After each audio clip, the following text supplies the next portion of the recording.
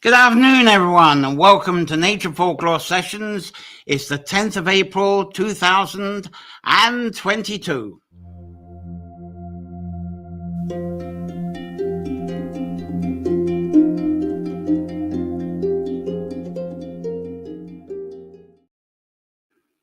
Well, thank you all for joining our weekly time of exploring nature-centered folklore, connecting this to within your favorite sanctuary space and expressing inspired visions from your sanctuary through your poetry, writing, arts, craft, performance, and even problem solving. Now, this is part two of our new Permaculture Living series, and this episode, if picture come up, there we are. Well, that's the wrong person. Here's the logo for it. That's making me disappear. But this is Biodiversity Underworld Part 1. And as we were seeing there, the guest today, we got Joanne Lindsay Butler, who's coming on live. Her photo isn't, but she is. There we go. And she's about organic gardens in Donegal, which is going to be fascinating. She's going to share some tips about seed saving and soil management. And then we've got Edward Durand, who's actually just now bringing me a cup of tea. And he's also founder of Permaculture Sligo. And he's going to be telling us a bit about what his group have been doing, especially with hazel triskells. And that's a plan that we're using to set one out. And we got poems by Eileen Monaghan, a writer who's been a guest here a few times. And as I said, we've also hopefully got spontaneous visit by beautiful singer-songwriter Bianca Fashel. She is actually, she's at a Gardens for Life seed and plant swap, and it's somewhere near St. John's Wood out in the county Roscommon, and that's their poster. And in fact, either during the show or after the show, you can go along to that and join in if you can get to south of Roscommon. Now, these nature folklore videos and sessions and support, they're all brought to you. Thank you to our subscribers, which are highly appreciated. And as usual, I point to where you can be a subscriber and help out, because if it wasn't for you subscribers, I wouldn't be able to pay my monthly subscription to do the things that I do on the show. And also the PayPal donators and the Buy Me a Coffee people as well. That's become quite popular. And I know subscribers are with us every week, so I thank you for your support. As I say, I wouldn't be here without it. So thank you so much. So I think it's time for me to see if there are any early birds with us and say hello.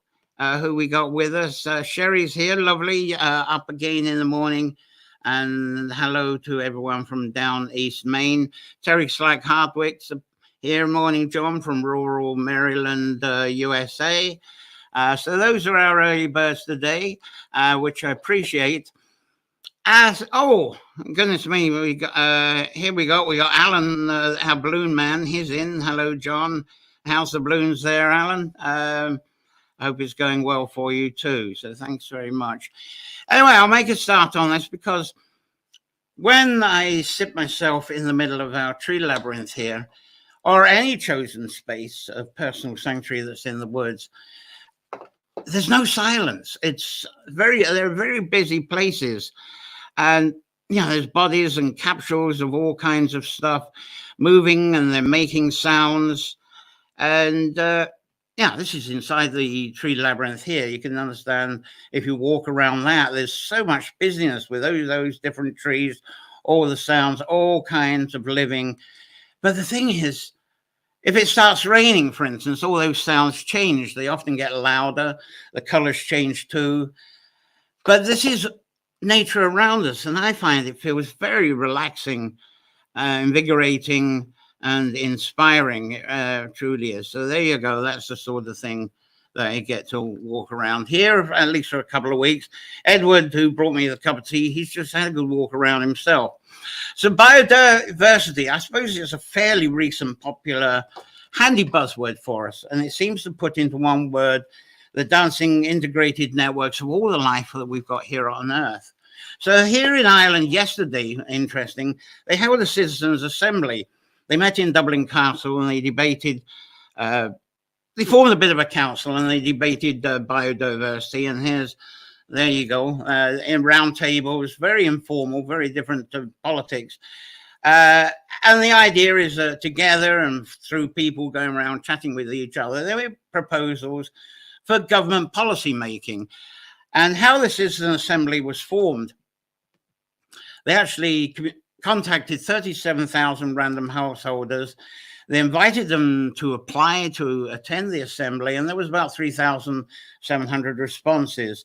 And then they had a kind of raffle style of picking which ones they could have in the assembly. I don't know how many is there at the assembly and how many were chosen for the council. And it's interesting that even the people that arrived were in separate tables. But the design of a community assembly is to bring in random people from the public. And it's believed that that gets into the heart of what the people are thinking when proposals are being considered that affect our lives. And apparently topics considered were how to respond to biodiversity loss and how to respond to how we integrate biodiversity, how we get it repaired, but at the same time doing that within economic development, agriculture, and tourism. So it's hoped that community assembly meetings inspire the creation and amendment of government policies as a sound alternative to going to consultants and advisors, because people are quite dissatisfied about them, and especially the high paid and the rest of it, and so disconnected from our general thought. So let's hope the Citizen Assembly does something. But sadly, a lot of people complain about this assembly being on biodiversity because several people feel that it would have been more important to do it on drug use and mental health that is felt to be a priority over biodiversity. But the way I personally look at this, if we look after our biodiversity, including social projects to improve biodiversity, then the drug use and mental health issues, surely they would greatly reduce. So during part 2 of this series of biodiversity, I'm going to go into that a bit more. I'll be exploring that. And, this is people in our herb spiral labyrinth here.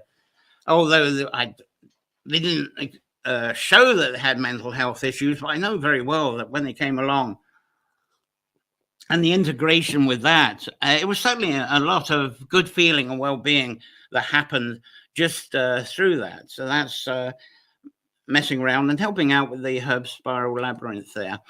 Now, the biodiversity discovery experience and integration of how sources of folklore work, we weave into this. This is what I try to do. Here's another, there's some people sort of attempting at that there. And maybe through this session, we will reveal a bit about underground biodiversity. That's what we're really focusing on. But I'm going to reveal a bit about how this balances the sustainability of our above ground, the stuff we see and feel, ecosystems. So surprisingly, we feel a lot from the underground too. But really, I suppose to keep that short, it's all about life on Earth, isn't it? Now, next Sunday, during my annual Easter Sunday dedication, we're going to have the 3 trays again, which is the 3 strains of the Bard, and my own story of resurrection. But through that, I'm going to attempt to include how folklore functions through the understanding of our biodiversity of life, and maybe add more about how sound is important in this mix too. I hope actually later on we'll have time to share a bit on bioacoustics today as well. Now, within the realm of the underworld, there's the moss and the soil, very much what we're aware of. It's lovely when you go into the woodlands, see and feel and smell and sense this. And within something like this, there's an immense life of insects and bacteria, both within the soil and the moss. But we may not be well connected to actually know how this underworld regulates the ecology that we have above the ground. The underground biodiversity also has a vital role in carbon storage, as well as sustaining a supply of soil nutrients. Now, I think most of us are aware of how carbon storage abilities affect climate change, and I think we're becoming more aware about how digging and ploughing actually disrupts the carbon storage. And I suppose that's why no-dig gardening is becoming very popular. There's a bit of a diagram to try and explain that a bit to you. But I'm going to talk more about that concept and what goes on in our part 2 in 2 Sundays' time. Now, of immediate importance to us now seems to be the understanding of how sustaining our soil nutrients affects our food growing yields. Now, as there's currently quite a fear in the world about fear shortages and shortages of good, safe water as well, we may contemplate and study the wonders of biodiversity and what actually happens in the soil. So as a move to enhance and protect our sustainability, let's have a go at applying some sustainable actions. And now part of this, I feel, is paying attention to the soil changes in the water. Here's one thing I was saying about plowing.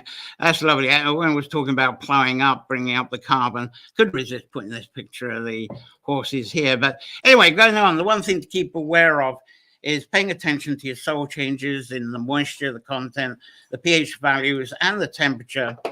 And it is actually quite easy and inexpensive to locate tools like this from your garden centers or online to measure and record these variables.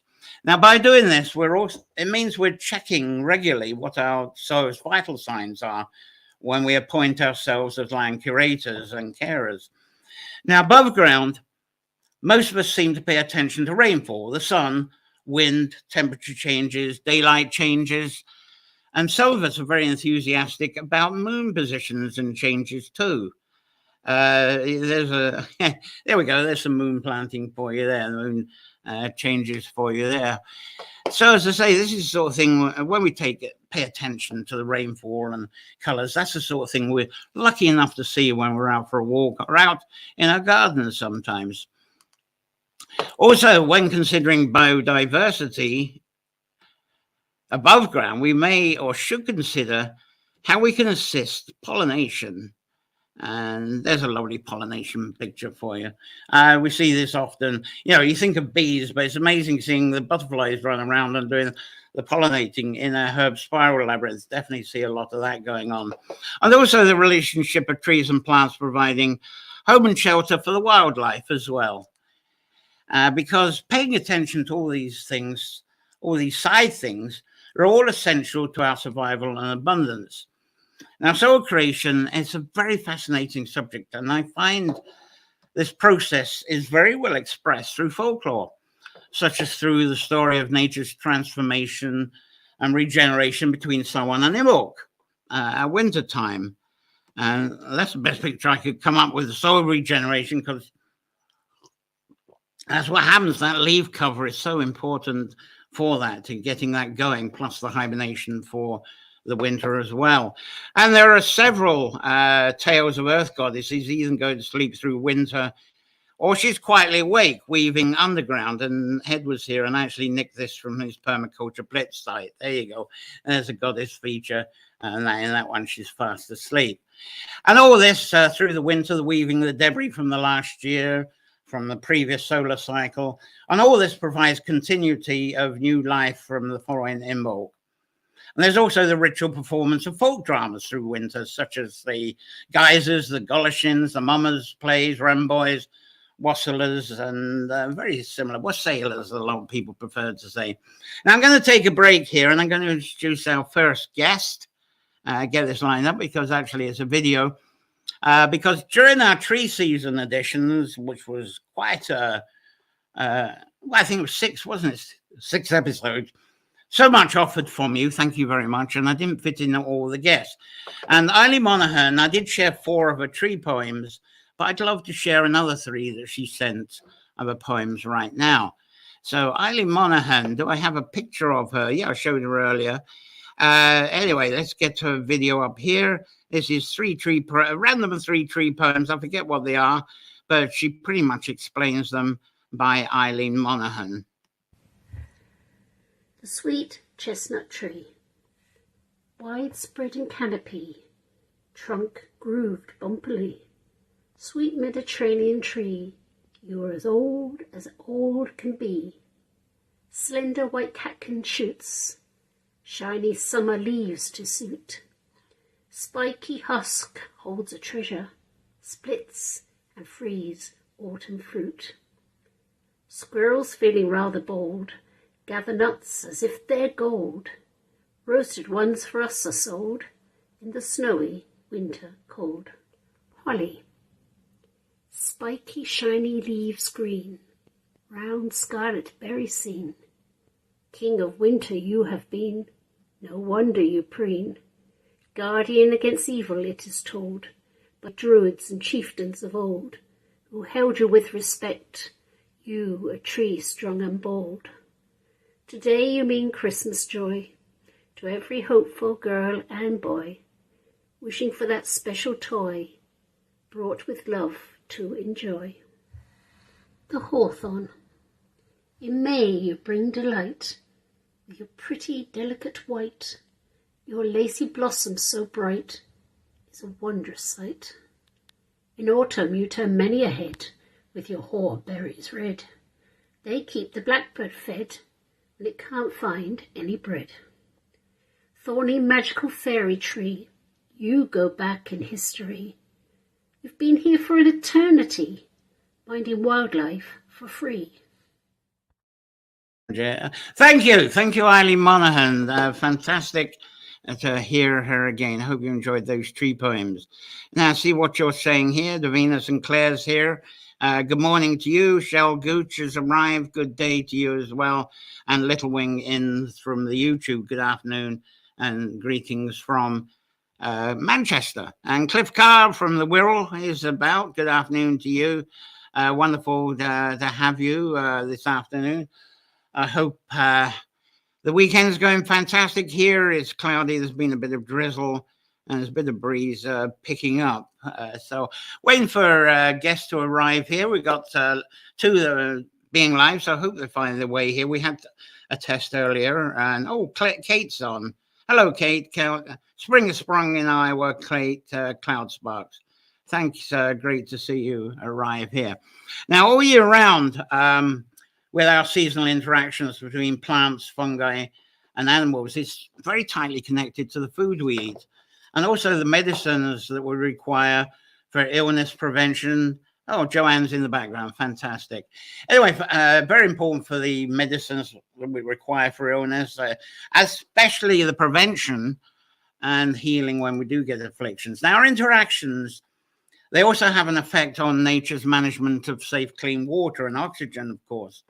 Now, when we are around nature, around trees and plants, fungi and wildlife, it really affects our moods, doesn't it? Our moods change and our well-being is very different. And the mood and well-being seems to change and flow with the changing surroundings and the effects of the changing seasons. We can go into the same favorite sanctuary spot, and each month it feels very different. I feel we are very much more alive outdoors than when we're installed in human-built constructions. And here I'm in a studio, and I do feel this a lot when I do indoor production for these shows. And sometimes I do find myself getting so stuck in and deprive myself of the outside too much. So grateful I've got the tree language straight outside here, because I suddenly pinch myself and get out there, and it makes a huge difference. Now, human life is really about being connected to biodiversity just as much as any other vessels of life. There we go. There's two very biodiversity connecting people there, and Tony you'll be familiar with.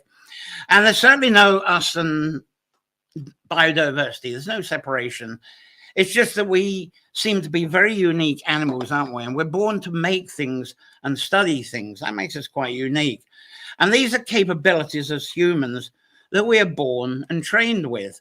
And the challenge seems to be how to do this in a kind of considerate, democratic, balanced way within the biodiversity world that we are part of, rather than apply superiority controlled ways with the us and them attitude and behavior. Now, one thing we are aware of, and more aware of recently, is that once a species of plant or wildlife has gone, it's never recovered. I know this is not readable, but it puts the point across. 36 species declared gone in 2020. And of course, when they're gone, all the secrets and benefits that lost species held, it disappears with them.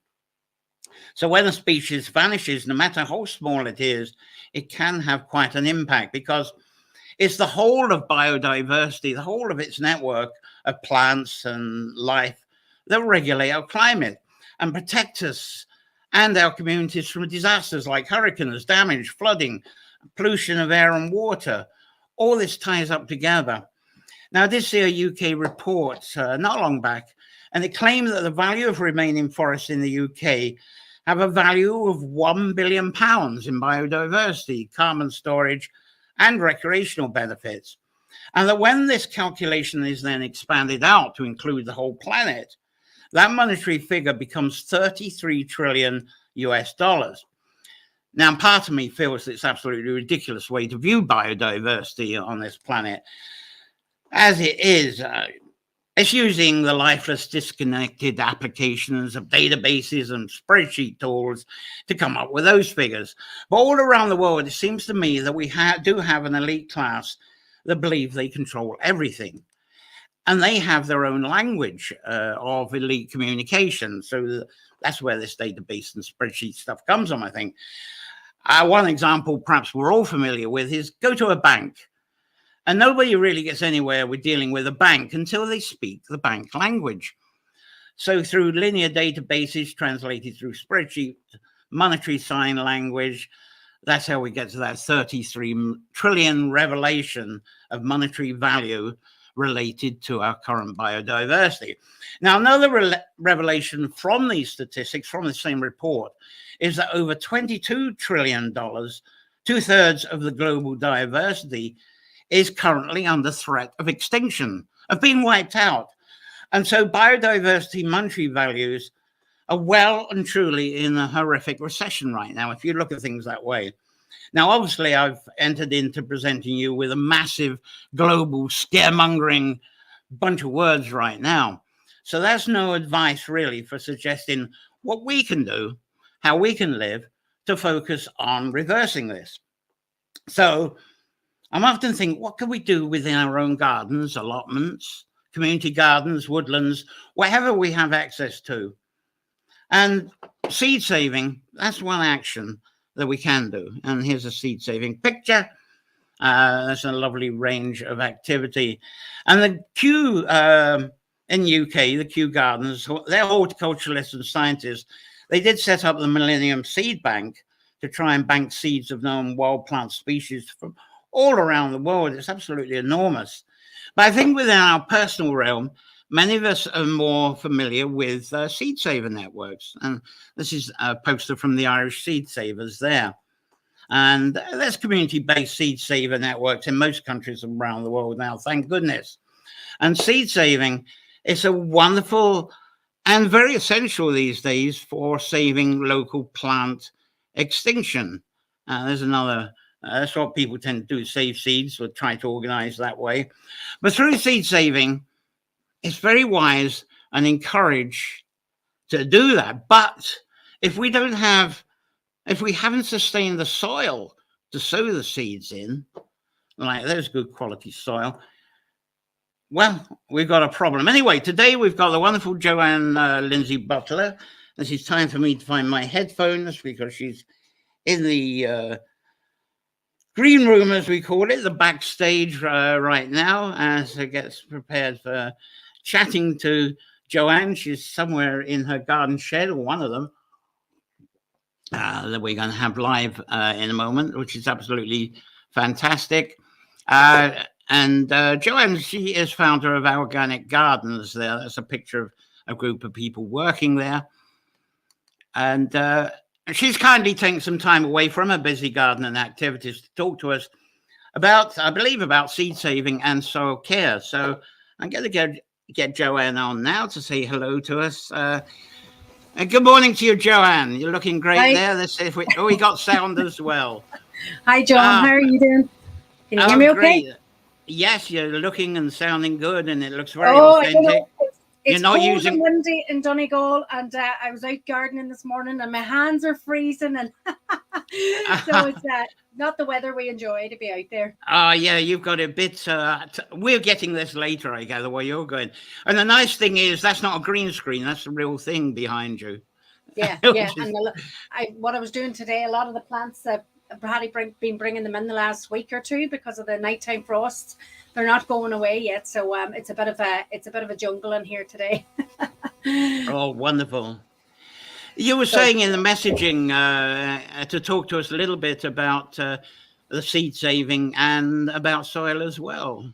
Yeah, and it's like what you're mentioning there, a lot of those huge kind of like issues that we have going on in the world at the minute, and the food sovereignty and food security that we're starting to hear a lot more about. I always feel that as a community gardener and someone involved in my local area about food growing and educating people, that it's really, really important to be growing some sort of food for yourself, for the knowledge, and also for the just to kind of like lessen the impact on importing a lot of food that we would do. But you're quite right, it all goes back to soil health, and a lot of the things that would be always focused in my mind would be try and make the healthy soil, which makes the healthy plant, which then if we eat it, or the bees and the birds are eating and using the plants, then then your ecosystem is going to be a lot healthier. So yeah, I would be very kind of like, at the moment, we're actually involved in a couple of projects that have been educating us as a garden, as a small scale farmer, to know more knowledge about the soil. And also we're involved in a local seed saving group that's just all happened because of during COVID. So I didn't think that we would be doing very much during COVID, but it's actually turned into a lot more than what we thought. Yeah, I must agree that suddenly COVID, very busy. In the middle of the night, we got Anne Bowdling over from New England, I forget, Delaware? No, I forget what state. Anyway, nice treat, encouragement, see you in your own habitat. And she's quite a gardener, so I bet she's contacted you. Oh, great. Anyway, great, yeah, carry on. So yeah, like I suppose I'll give you a wee bit of background. The soil project that we're actually involved in is it's an EIP project through Talambeau, and we got involved in it. It's just there's 16 farmers all together that's involved in the project, and it looks at we're 16 projects are involved through the water catchment all throughout Ireland. I can give you the link in a little while to show people there. But what it is, it's a year-long educational course, and it's looking at the science of soil biology. We get to really go in depth to our own soils and to find out all about it. But it's also a knowledge transfer course, because we're all we hook up kind of every month, and we're sharing our knowledge, and we're also exchanging what's happening in our own areas.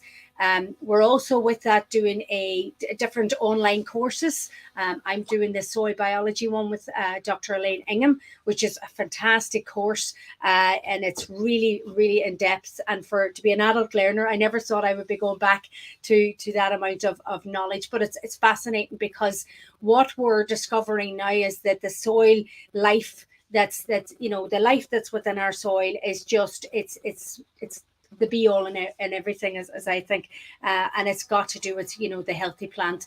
And if we're then getting the knowledge in our local communities, then we can spread that as well throughout the people that would be coming here to the garden as well. So it's a great course that I'm involved in, and I'm delighted to be part of Talambeau, the farmers that are involved in that. Wonderful. And I bet you're relieved that you actually are getting volunteers. It's lovely to see on the organic Facebook the photos, you with a smiling face, a gorgeous smiling, with all those lovely volunteers and the course people, and the gardens looking quite stunning. Well, I'm actually back out. I'm back out and about again, John. So it's not just all here at Organic Gardens. I'm back out. Outreach again, as I say, out in different community gardens, because it's just that the COVID is really kind of like, I suppose, taking the a lot out of small businesses, and we weren't sure going into this year what we would be doing. And because I'm so involved in the soil course and other projects, that you'll be seeing me out and about anyway a lot now in the next couple of months. Because when I first met you, it was Saving the Planet Awards. I think you said you'd become involved with 18 different gardens at that point. Is that correct? Yeah, goodness. So I've been doing it for 10 years now. In 2013, I think that was, John. It was. Yeah, it's going back a bit. And I've been involved in lots of community gardens around Donegal, and then lots of really great projects all over Ireland. And I'm more involved now with the permaculture side of things, with like places like Carrickdora, down in Wicklow. I'll be down there helping out with the PDC this summer. And then in my own community, I'm back out in a few community gardens. The other thing that I'm doing as well is the EIP soil project, is that we got involved in a project, and just kind of bringing it up so I don't forget to mention the people that I have to mention. We got involved in a project the year before last, which was about seed saving in the community. And I got involved with Social Farms and Gardens, and Conor O'Kane there, which is a fantastic social gardener in Northern Ireland, and he contacted me to let me know that this project was happening, and it was community gardens in the north and then community gardens in Donegal. And what we were doing is we were all given, so just community gardens that were active, and we were all given packets of seeds, tomatoes, cucumbers, peas and beans. And we were all asked to grow. So the variety that each community garden was asked to grow, one of each. And you were asked to grow it to save the seed. So maybe one packet of seeds, you got maybe 10 tomato seeds. So you had to grow those tomato plants and then save the seed. During all of that, we were given lessons in how to do the seed saving through the online webinars and stuff like that. And then at the end of the project, we obviously all had all these seeds, and we had to bring them back to a community seed exchange. And then we saved them, dried them, and divvied them back out as such. And then this spring, then the seeds went further and wider again. And that was, for me, that was just an amazing project. It's been called now the Seeded Union. So hopefully, and it's like a credit union. So, but it's not really a bank. It's more of a seed library, which, you've talked about before, about the importance of exchanging seeds and the importance of heritage and diversity within our seeds. Ah, fantastic. Well, that's wonderful. I'm glad you had a few minutes to pop in with us. Always a delight. And I'm going to now give people the information so they can get in contact. So have a wonderful afternoon, and it's fabulous you're out and about and doing what you're doing. I don't know how you fit it all in, because the next thing we see all of these gardens you're working with, and then you're off for a week holiday with a family in Portugal. And so I think, goodness, that is absolutely, it's remarkable. So thanks very much for being there. 3 years ago, John, and it passes. Well, I hope you get another break like that soon. But it's wonderful. Care, John. Thank you so much for being with us. Thanks. One of the wonderful Joanne Lindsay Butler there. And you can contact Joanne, as I say. I'll put the banner up again if I can get to it, of the Organic Gardens. There we go. And that's the go-to place. And through there, the website provides a wonderful insight into what's going on. But if you want the update, we're talking about the Facebook there to see what's happening. If you go to organicgardens.ie, do click the Facebook, the Instagram, and the YouTube links. They're on the top right of that homepage, and they'll give you the updates. It's worth just following up all that is going on. And right, what's that? What's happened? Joanne's given me a link. I'll put that in after the show because I can't get it into the messages while I'm broadcasting. If Joanne, if you're still there, if you can slip it in the public comments, that would be great. And so a lot of people are loving that. We've got Terry Slack-Hardwick, amazing work there. Breezy Kelly, really enjoy. Oh, well done, Breezy, for coming aboard with us. And listening to Joanne. Of course, you'll be familiar with her probably. You're not living too far away. Little Wing here, absolutely love that. Thanks very good much. And Breezy is saying about growing spuds, the essential thing of growing spuds as well as the baking bread. It's not so easy to grow the wheat and oats, though, but you can grow the spuds as well. Eileen, going back to that, Sherry enjoyed the Eileen's poems there. So thank you for your comments. Now, last Sunday, I spoke of food security versus food sovereignty. And one of the food security approaches, I didn't mention this, there's been a new science that's been developing called soil ecological engineering. Now, what these engineers are responsible for is maximizing soil biological processes. I think I've got some engineers here. There's an engineer. And that's to supposedly ensure a sustainable ecosystem. But to me, this is also spreadsheet-driven science, and it's potentially disconnecting.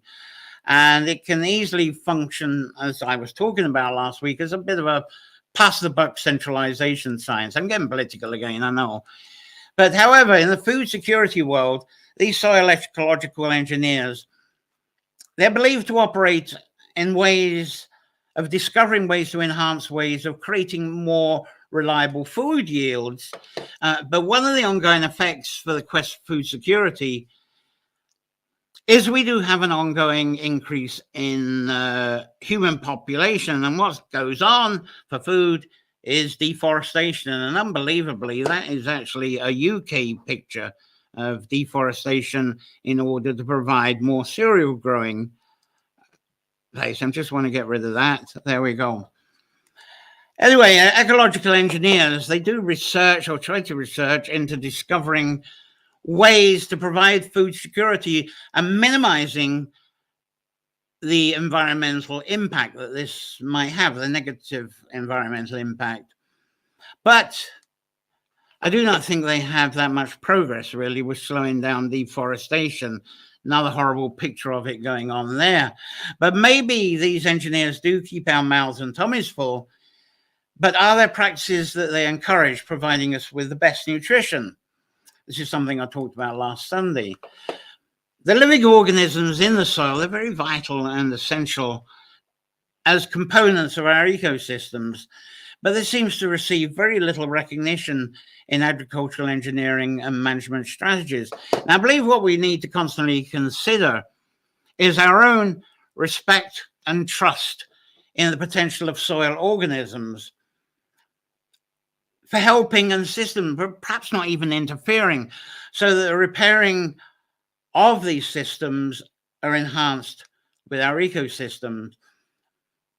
And what's left, even without our interference, can demonstrate that soil biodiversity is self-sustaining in its own natural space. Now, if we apply any concept of action that attempts to intensify the regeneration of soils, which is what these eco-engineers are striving to discover as best methods, then we only develop strategies, I think, of exploitation. And there's a comparison of our attempted control of the soil's biological behavior. So that's the engineers on the left, that's us on the right. Although the engineers have come up with some of the stuff on the right too. But they have to be really good at their job for that. Now, that attitude of action of exploitation is it can burn out our food security eventually. And of course, again, it's all gone maybe forever. Now, it seems to be forgotten that the Earth is actually a closed system. This is the one thing I think that's overlooked most of the time. Because for everything we gain, something has to go without. That's the way it works. If we accelerate it and get greedy with gains, then a lot more people and living things and landscapes are going to have to go without. That's what closed systems is all about. Now, there's a lovely quote from Ralph Waldo Emerson. Adopt the pace of nature. You're probably familiar with this. Adopt the pace of nature. Her secret is patience. So you can't exactly put a plan into action. These engineers can't wave a magic wand and the biodiversity suddenly comes back again. But with our own individual action and with patience, it works. And Edward was here. I didn't realize the last time he was in the tree labyrinth, it was just little tiny plants. And he was just saying how it's a little woodland now. And of course, that's over many years. And that in itself would take patience. But summing up what I've just presented so far, the basics of living, everything eats, then it shits, and then shit then recycles itself and transforms itself, so we get enough to eat again. So life really, it cannot produce more if we manipulate it to shit a lot more. The shit's just not there. So to me, soil sustainability and the natural craft we call permaculture today, I think it's about getting the eating and shitting balance just right. And the amount of spirituality behind that is phenomenal if you look into it. Anyway, I'm going to talk a little about the sounds of life and landscapes next, and see how far I can get with that with this session. But before I continue that, I see Gardens for Life is in. Bianca's trying to get her live here. So let's see if we can get Bianca on. So, right, I think I better get the headphones on. There's something going on. I see a head. And so it must be Bianca's head there. Let's see if we can get something going here. Good afternoon, Bianca. You're on. Hello. Hi. Can you hear us? Hello. Yes. How are you doing? Oh, very good. Absolutely fantastic. You've got some reception. So let's get you both on. There you go. Oh, you're in the portrait mode. Okay, that's fine. Right. Tell everybody where you are at the moment. It'd be the best thing. We are at the Cooling Hall in Macrockery, and we are doing an event called Seed and Plant Swap. I just passed on the headphones to Martin so he can explain more about it as well. So hello, everyone that are watching, and thanks for the invitation, John. Yeah. I did have a poster up here, and I can't find it to say about what you've got going on. I'm going to try and add it. Hello. Hello, how are you doing? Very good. Yes. Now you're familiar because I'm sure I've seen some of your YouTubes. If you. All right. Very good. If anyone is interested, it's Gardens for Life. Yeah. Oh, brilliant. So what's I'll put the poster up for now. That's what's happening. The seed and plant swap. There you go. And I'll put that up again in a minute because, of course, people are arriving, and they can, if they can get to south of Roscommon, they can get you right out of the show because you're on for a few hours. All right, so, very good. Yeah, we are here. Yes. What encouraged you to put on the seed swap and plant swap that you're doing? Well, the idea is to actually bring people that are like-minded together and get them talking to one another about growing their own food and having their own gardens. And the idea is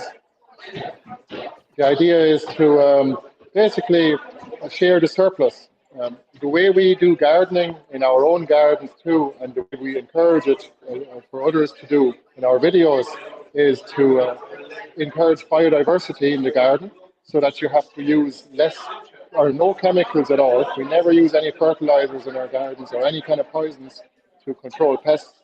It's all supposed to be done by the insects and in a natural way. And this actually generates a huge surplus because plants do phenomenally well as a result. And therefore we have a lot of extra seeds and plants, and we like to share those with our audience and with anyone else that's interested, especially locals as well. Wonderful. Can you actually show us a bit about what's going on with the plants that are swapping the seeds and any interesting characters you've got in there that we can say hello All right. to? Okay. I'll just show you here. So we have all kinds of different seeds. Here with me. We have all kinds of different seeds here. You can see lots of different seeds that people are swapping. And the idea is actually a bit unusual. Different seed swaps are organized in different ways. Sometimes you would swap directly from one person to another. in our case here, we didn't bother with that. We just simply asked people to bring in whatever they have spare in terms of plants and seeds, and then take away whatever they like, whatever they want to bring, and as much as they like. So it's a kind of an honesty system, and it works really well. And we also have some plants as well. There's actually very few of them left at this point. And we also have some tubers as well. There's the acorn, and there are some Jerusalem artichokes. There's actually a tuberous sunflower from North America, and it is actually very hardy, and it grows here too. So I actually haven't checked who would like to be on the show. That's wonderful. Well, I'm glad we got a little bit of an insight. And one of the encouragements as well is for people in their own areas, and a lot of people are doing this anyway, but the encouragement of seed swap and plant swaps at this time of year, especially in, I suppose, in May for the plants when people are getting them out big. So that's wonderful that you're doing that and giving us a bit of a, it's very difficult to actually present it through a camera, but you're doing a fantastic job considering the reception we're getting. And the all important raffle there as well. Yeah, we are having a raffle as well. And Yes. that's the idea, you know, people can contribute and not, people don't have to contribute extra, but if they want to, they're free to do so. Because everything else is free here. It's a free event, free of entry too, and we're going to have it every couple of months now. So if anyone is interested every couple of months, great. Taking a look, please do take a look at our website. We have a YouTube channel as well. Yes, and that's the Gardens for Life YouTube channel. That's right, yeah. That's right, fantastic. Well, thanks very much, Martin, and thanks very much, Bianca, for giving us a Thanks bit so much, of John. insight. I'm going to mention a bit about what's going on, and we'll get back to you. That was a great delight to meet up with you anyway. So thank you very much for that, and have a successful afternoon. Thank you. All the best. So, thank you. Thank you. Bye, Bye. Bianca. Thank you very much for setting that up. Thank you for setting it up, Bianca. As I was saying, and I got the poster up. I'd lost it. There you go. The seed and plant swap there. It's out near St. John's Wood. If you're going there, it's worth a walk around there as well. So there's an example, but we got USA visitors, and I hope you're all doing that around in your area as well. Fantastic to get those in board. Some comments coming in. Cliff Carr has said a few things here. Plant and seed swap, brilliant idea, and I'm sure you'll be doing one in the world there. Fantastic, Cliff, lovely. Who's also saying we've got to have the balance there. And Terry Slack saying Warden Pond was one of my favorite magical places when I was a child. Breezy, there we go. I know. There we go. God, there's comments coming in galore. Brilliant. I was trying to get one here. But Kate is saying that seed savings, great ideas. And Breezy here. Grow spuds for food security. Lots of spuds. That's definitely the Irish way. And that's clear advice because we know they grow here and in abundance. So it's better doing that than some of the exotic ones. There was someone this morning was saying, do what you know rather than try to be exotic. And as Breezy followed on, the time's coming on when we'll all need security of growing our own food. And I don't think I've missed anybody else out here, have I? Right, I think I've got you all covered for the moment. Thank you all that are watching. And as I say, Edward Dran popped by, and this is something original. He's here at Carracrory. Haven't done this before because I'm not set up for a talk show. I don't have a desk with armchairs for guests and multiple camera shot capabilities. Perhaps when I move, we'll work on this. So excuse for a while.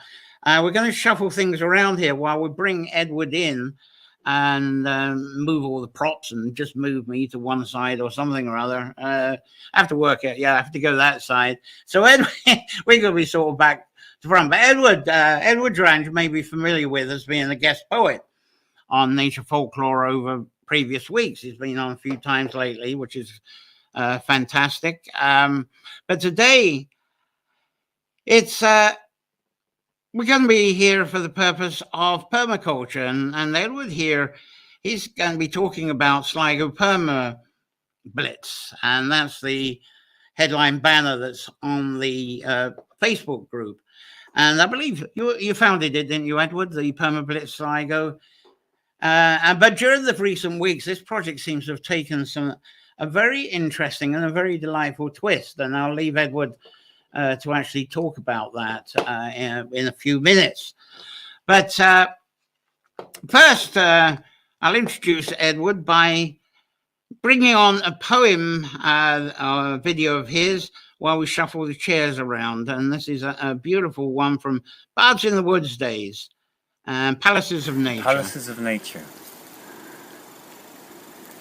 The blades of grass glisten in the sunlight and dance with the freshening breeze, reaching out to embrace the sun, kissed by its loving warmth.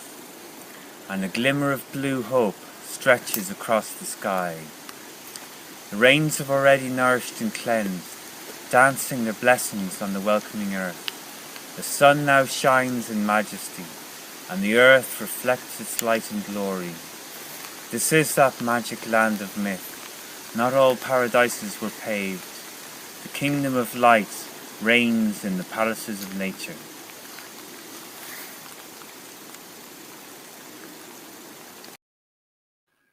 Right, and yes, Edward's in the screen here.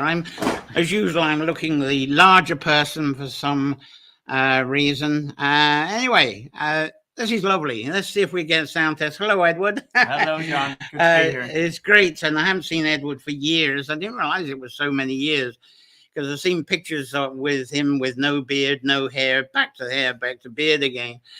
So, Perma Blitz Sligo.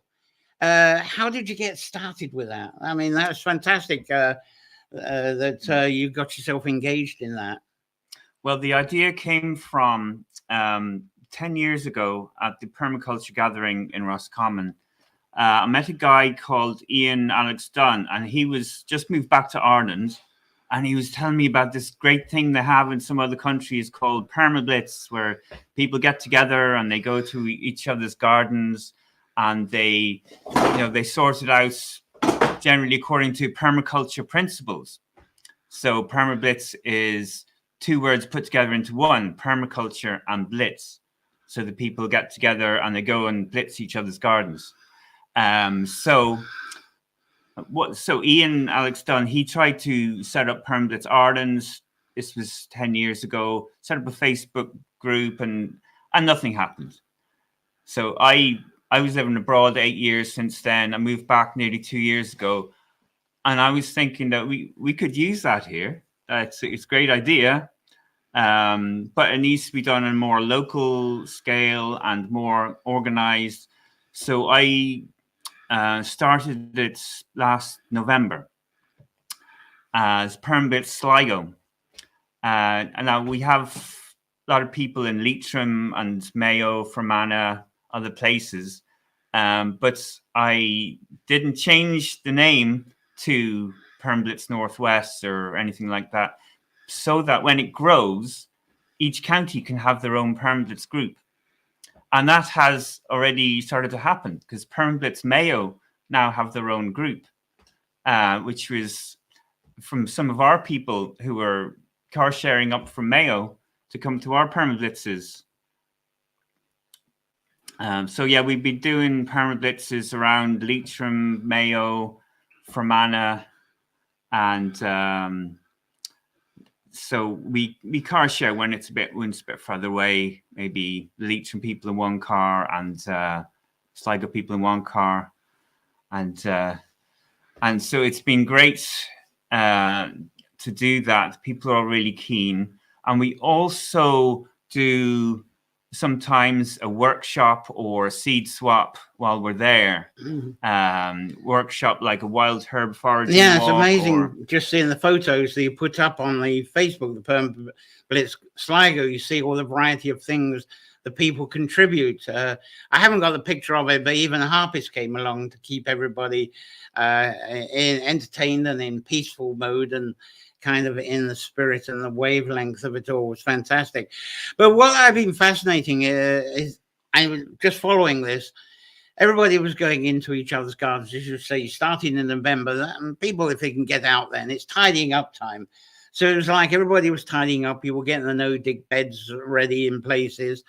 And I think it was Ursula who wanted a Triskel raised bed. And the next thing I see on your pictures is the permablitz ends up being planting Triskels of hazels through the tree period.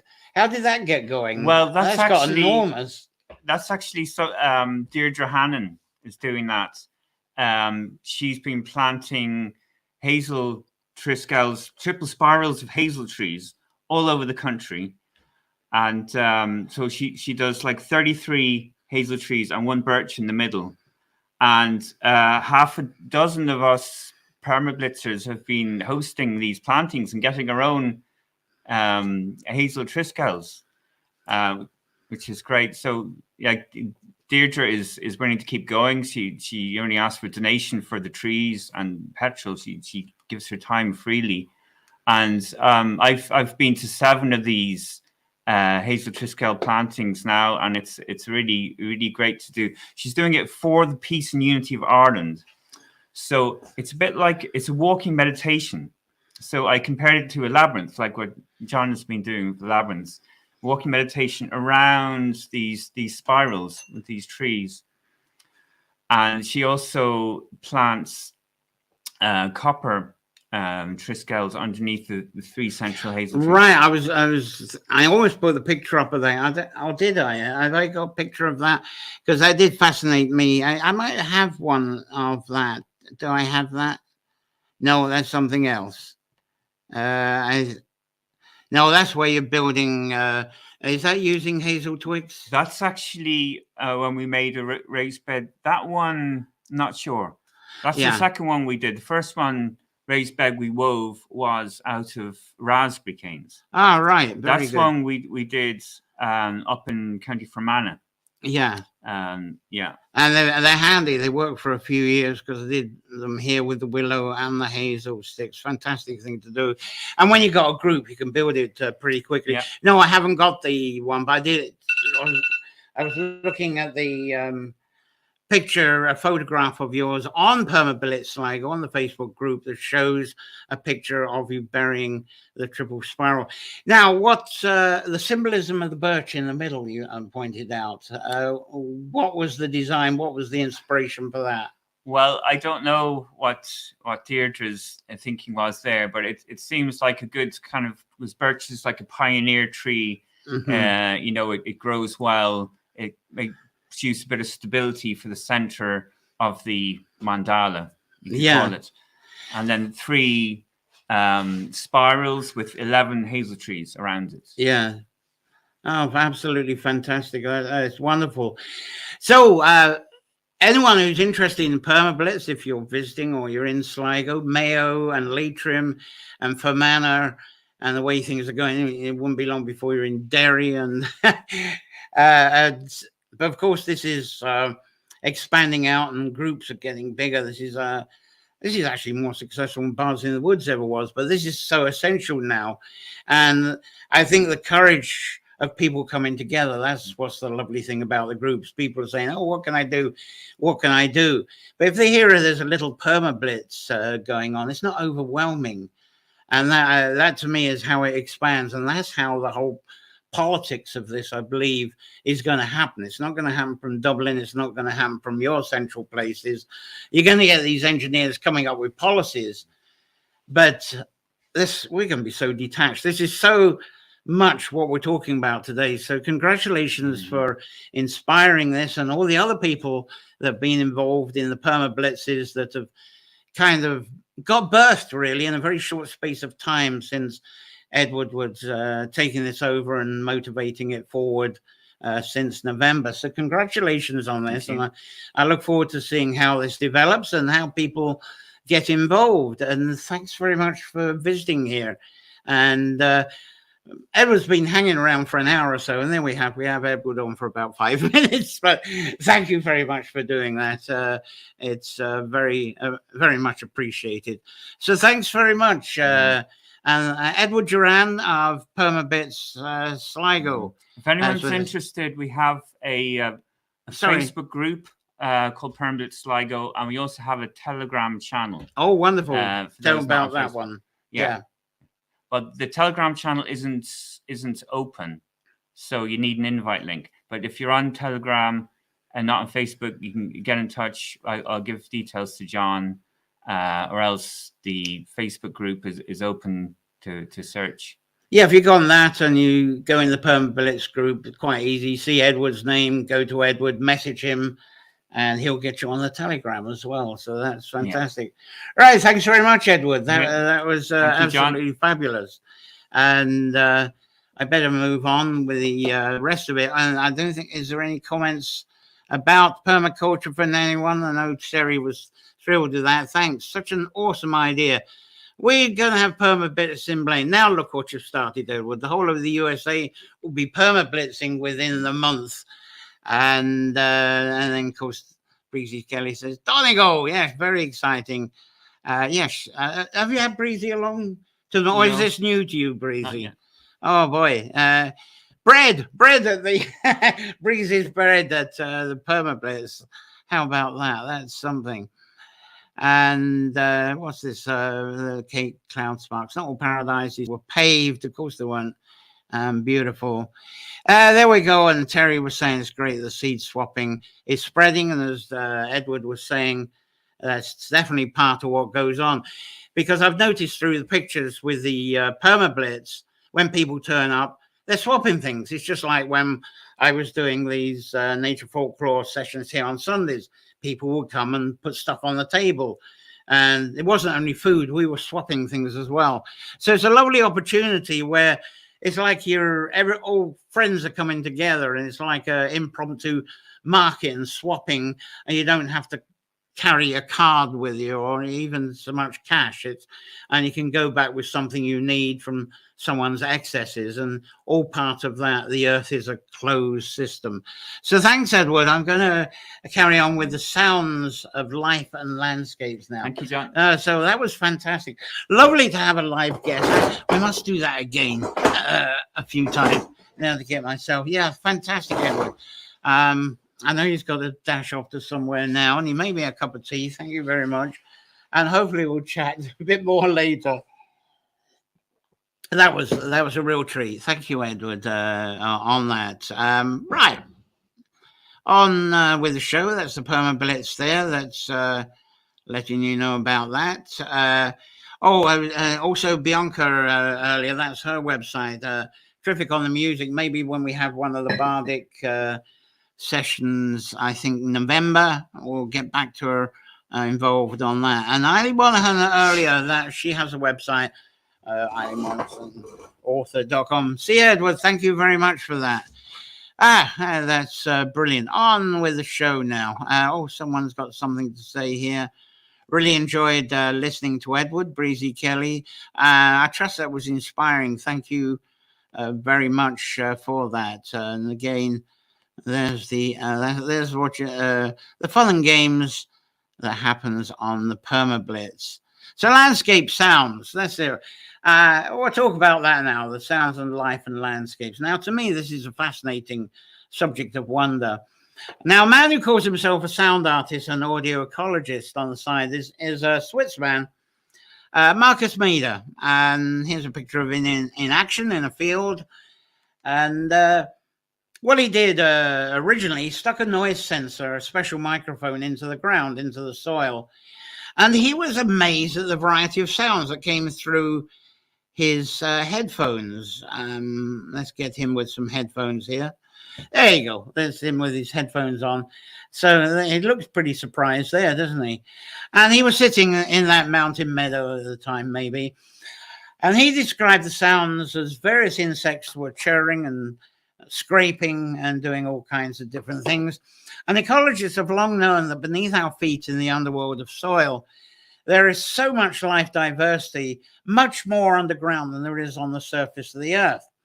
And under everywhere we walk and sit, there's a huge labyrinths and tunnels and cavities and roots and spaces of very active transformation that's happening due to the decaying of natural materials. And from just a cup of soil, now scientists, it's hard to believe, but scientists said just that little bit of soil there could be up to 100,000 million life forms just in that. Life forms ranging from microscopic bacteria to visible fungi, and also larger life forms like centipedes, earthworms, slugs, and the delightful burrowing moles, mice, and these creatures, the rabbits. Couldn't get those into a cup, though. Now, it's staggering, revealing, and even shocking to understand that collectively, these underworld living communities are the producers and managers for all life on our planet. And to me, they are collectively the she, according to my belief and understanding. Now, it's as if the she is like an unseen queen bee. Well, that's the best I could get for you.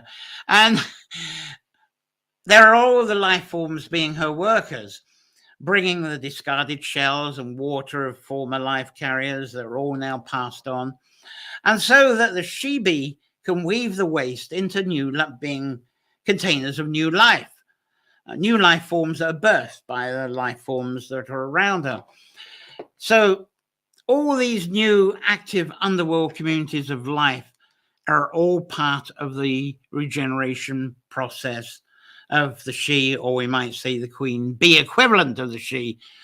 And so all this becomes eventually, this underground activity becomes the producers of the food we eat and the air we breathe. And I fancy changing my background here to let's have something that might be relative to what we're talking about. Do I have something on this?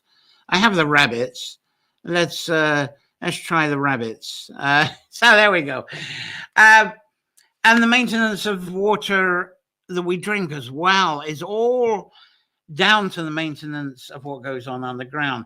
Now, aside from the beautiful soundscapes work of Marcus Meader, there's a fairly new science called soil bioacoustics.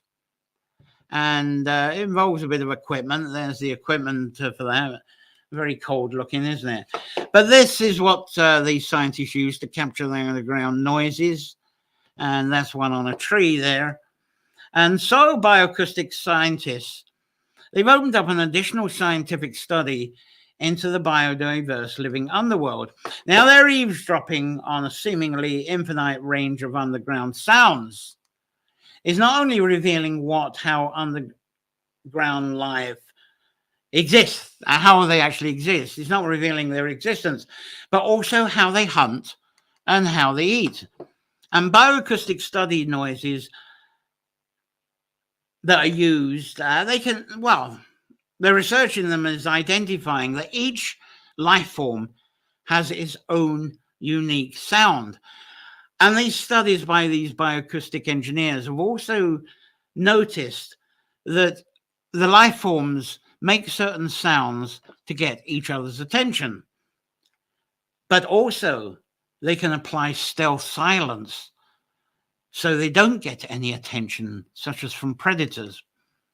So these bioacoustic scientists, they're identifying that every soil organism produces its own soundtrack. So I'm going to change the back again. The rabbits are very beautiful, but let's have some soil in the background because this is all about what goes on in the soil. So I'm going to have that behind me for now. Well, I suppose it doesn't need science for us to actually recognize that. We don't have to go around with those proddy things to really discover that. Obviously, they're getting into a very intimate form of that with their studies. And I find that works very fascinating. And even plant roots make sounds when they push past the grains of soil. But if you go up to bamboo, a cut bamboo, if you can get close enough, you can actually hear bamboo growing. Now, among the new discoveries bioacoustic scientists have made due to the observance of sounds is what times of day a specific plant root actually grows the most. Maybe that's useful for horticulturalists, I don't know. maybe it's just a lone fascination. Anyway, that's something they can do. And get away from human science. It seems many species of birds, take away the tools. Birds seem to have always worked this out. They've always understood how underground sounds work. Now, watch how some birds hop across the lawns. You'll probably be familiar with this, that they hop across the lawns and they have their head on the side and they're listening for the worms and larvae below.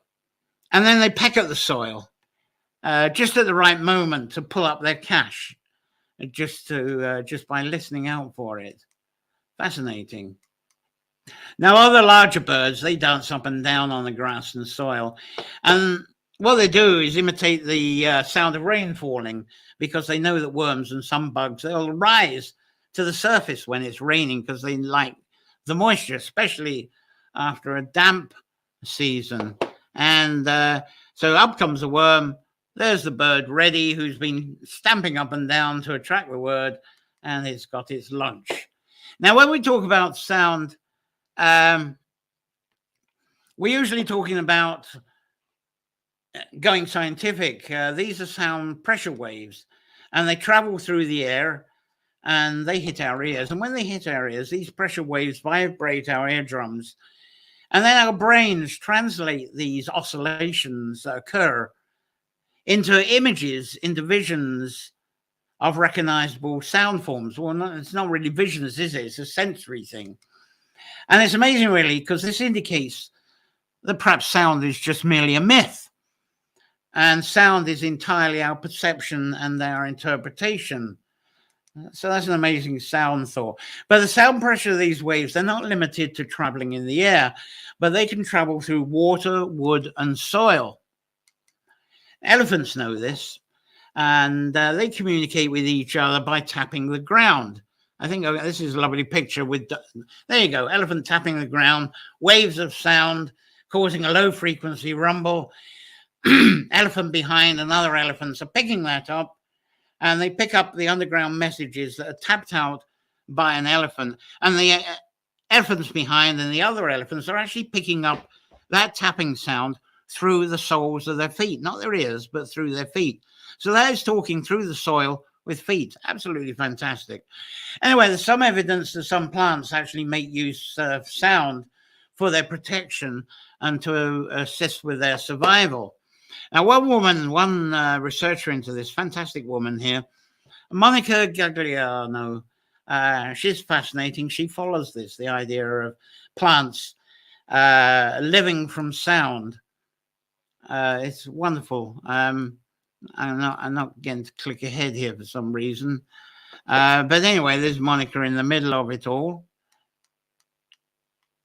Sorry, I've got computer C's up at the moment.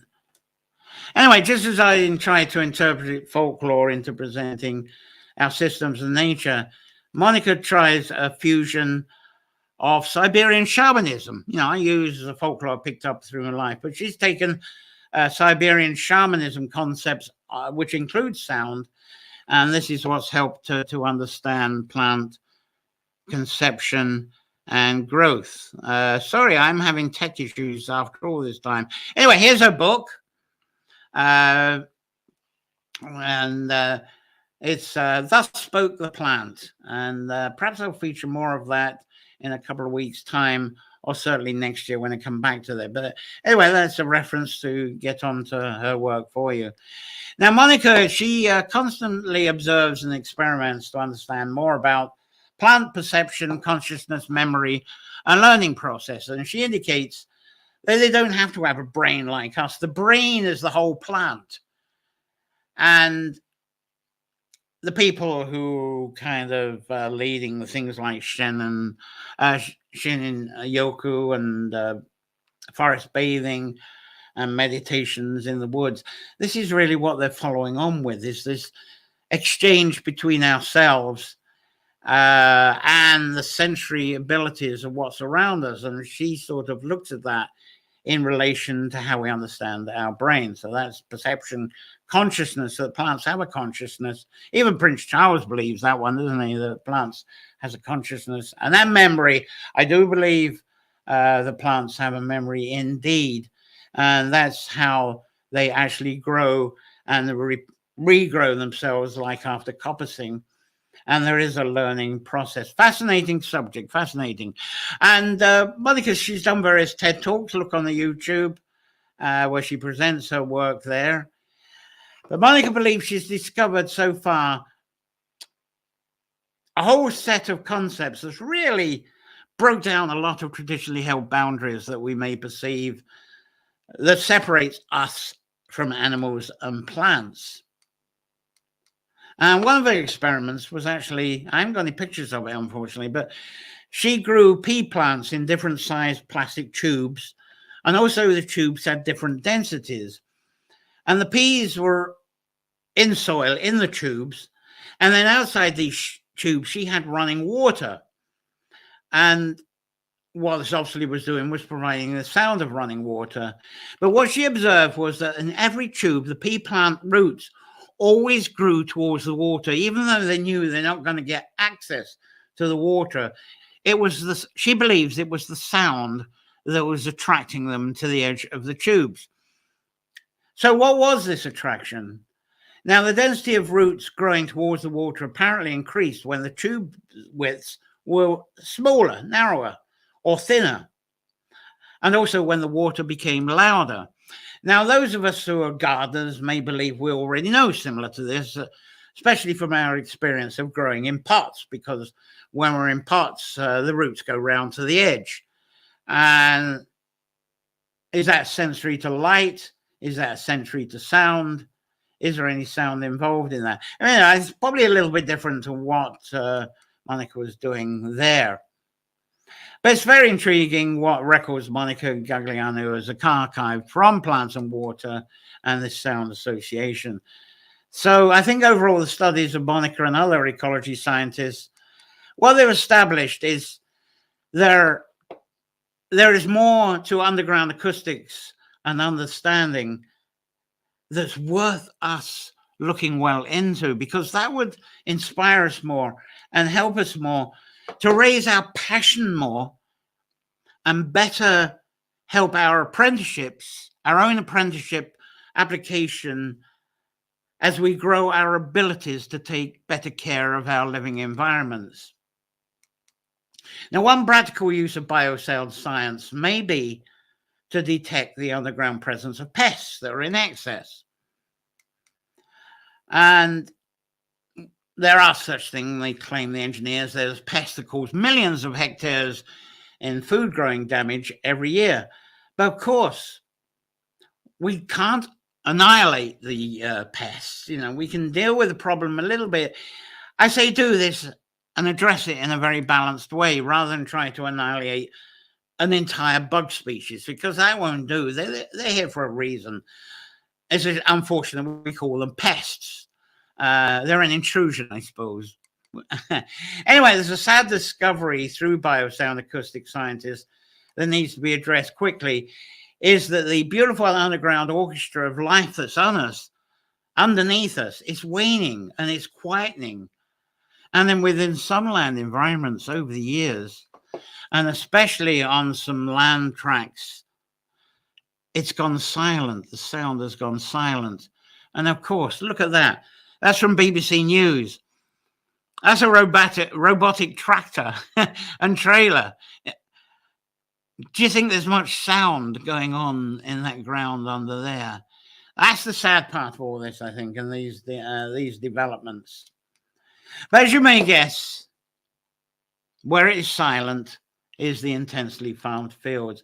Now, another consideration now being explored by sound ecologists is what impact does human sound have on underground life? Is our increasing overground sound polluting the underground sounds? And how is underground biodiversity being affected by human sounds? Now, one thing that causes me to think of this difference is the managing of woodlands and forests. You know, supposing we go back a lot more to managing forests with horses and cattle, rather than trucks and machinery like a picture I showed earlier. Now, nature below ground, when they have this horse going over, they might be familiar with the footfall sounds of horses, cattle, of animals.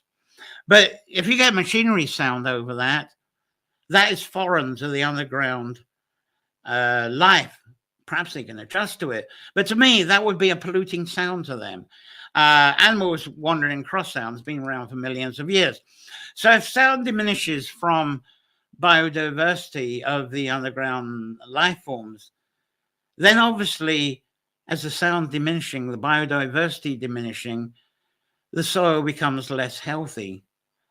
So think of this, bioacoustic science could be something quite powerful. Now, from the, there's one way we do this already. What about chanting, the resonance of chanting, flute playing, gentle drumming performed by us within circles above the land? And I'm thinking of vibrations from music seeping below the land. Here's one that was on a bars in the woods. With that, putting the sound into the land as well as around us.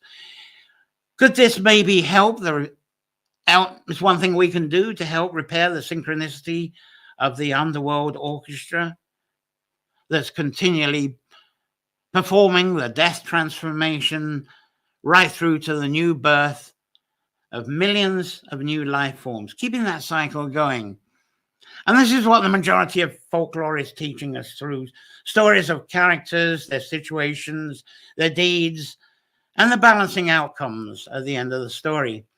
So I think it's over to you with your Sound Circle meetups for biodiversity. I will try to cover this more about sound during the next sound bathing session in June. But our sound circle is one way that we can use, and it's fun anyway, isn't it, to get together to do it? But is there something in this for helping us to repair the synchronicity of that underworld orchestra, in addition to our attempts to be good curators and keepers of our land in a balanced way? So really, that's my offering today of Biodiversity Underground Part 1. Part 2 is going to be in 2 weeks' time, and 2 Sundays' time, because I'm doing the annual Resurrection and Three Trees folklore next Sunday. And let's get back to your comments here. Breezy says she's leaving for now. Really great show. And Cliff Sandwich saying many gulls foot tapping on the ground for worms. It's like the dance of time. Yeah, the seashore, you really see this going on. And Alan's enjoying this while blowing his balloons. Brilliant. Cliff enjoyed Edward. Breezy, thanks for listening to Edward. And who is this? Mini masterclass he gave. Terry Slack, hard work. Fantastic. Awesome idea. Brilliant. Yeah, it's been a real pleasure with the guests today, hasn't it? Now, I mentioned at the start of the sessions, as I always do, this is all made possible by you Patreon subscribers. Thank you very much. It helps cover the monthly payments of the streaming and so forth. And for those of you who don't like the PayPal, we have the Buy Me a Coffee, which is using a card, dollar, pound, or euro. It all helps each session. They all help very much. So thank you very much. Now, coming up, as I was saying, for the next week, I should have some pictures on this. Next week's the 17th of April on Sunday. We have on my annual Resurrection to the Three Trees.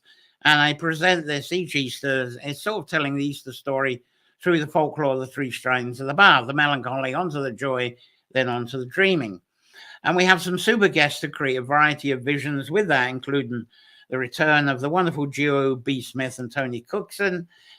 And also, like, as this is part of the Permaculture Living series, there'll be some reference to that through this too. Then on the 24th, we're back with the Permaculture Living Biodiversity Part 2. And that brings the underground land and water together again to manifest our permaculture living. And we do have one lovely guest coming along, Siobhan Dupria, who's going to share an entire poem that was the start of the Save the Boyne video that I presented here a couple of weeks ago. But this time, they'll talk about their Wild Irish retreats, which is very permaculture based, very much like we share here in Nature Folklore, but their environment is in Guildham. And so they'll be talking this about permaculture in the environment of the Gaelic language. And what they do is not actually teaching the Irish language. It doesn't matter how little you can speak it. It's actually to bring that into the environment, because as I often say, the language tells of things around us that our Latinized language cannot translate out to. The scribes who did this for hundreds of years found it a tough job. It's a language with a very different approach, and that's why they bring that into what they do. Anyway, I leave it to being explained in a couple of weeks' time. So 1st of May, then we move on, is May Day. 1st of May is May Day for a lot of people, and that's going to be the start of our 3-part Bealtaine series. And the first episode is a fun edition, and it's going to go through the customs and traditions of May Day, which is really a church calendar day. And but a lot of people get up to stuff then, so we'll talk about that. And the nature-based folklore, the Hawthorne folklore, because the Hawthorne's not out, that'll be towards the end of the series. I'll talk more about that next Sunday.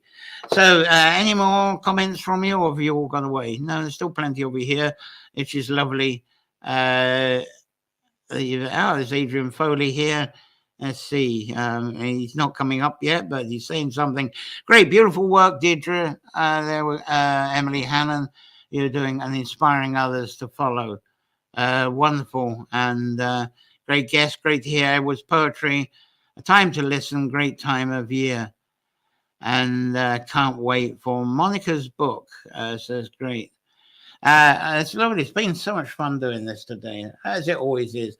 So thank you again to the amazing guests that we've had today. Eileen Monaghan. We had Edward Durand in live with a unique thing for Nature Folklore. Wonderful Joanne Lindsay Butler popped in. Wonderful presentation. And then Bianca for Sharon and partner Martin, who was telling us about their seed and plant swap from Colin Hall near St. John's Wood. Now, if you're watching this broadcast after this live session, which I know some of you already said you're going to do that, please keep your comments coming, because I do check in and I do answer the comments. Thank you, Terry, for saying it's a wonderful, informative episode. So subscribe if you're not doing so to the bell, the YouTube bell. That will tell you what's coming up next as well. So it just leaves me to wish you to have the most wonderful week that you possibly can have. I know where we are. It's going to be warming up next week. It's still going to be a bit wet, but it's a gorgeous Easter weather. It's developing into lovely Easter weather in the forecast as well.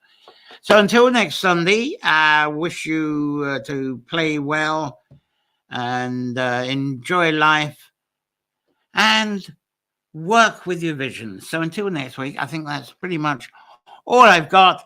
Thank you very much for joining us. Have a great week. Thank you. Bye. No, it's...